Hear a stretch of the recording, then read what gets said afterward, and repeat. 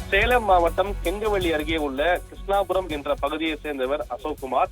இவரின் மனைவி தவமணி, வயது 38. இத்தம்பதியருக்கு 3 குழந்தைகள் இருந்தனர்.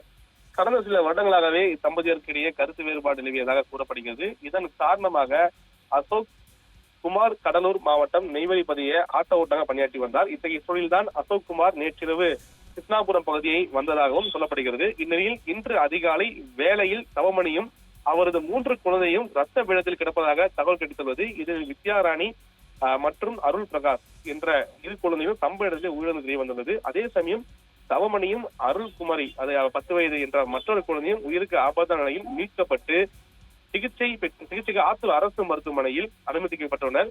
இந்த சம்பவம் குறித்து அசோக் குமாரிடம் போலீசார் விசாரணை நடத்தி வந்தனர். மேலும் ஆத்தூர் காவல் துணை கண்காணிப்பாளர் சதீஷ் சம்பவ இடத்திற்கு நேரே சென்று விசாரணை நடத்தினார். 2 குழந்தைகள் வெட்டி கொலை செய்யப்பட்ட சம்பவம் கெங்கவள்ளி பகுதி மக்களிடையே பெரும் அதிர்ச்சியையும் அதிர்வலையும் ஏற்படுத்தியிருக்கிறது. இது தொடர்பாக அப்பகுதியை சேர்ந்த காவல்துறையினர் நேரடியாக பகுதியில் விசாரணை மேற்கொண்டிருக்கிறார்கள். சம்பவத்தில் ஈடுபட்டவர் யார் என்ற கண்டுபிடிக்க தனிப்படை அமைக்கப்பட்டு விசாரணை மேற்கொண்டுவது மிக முக்கிய செய்தியாக பார்க்கப்படுகிறது.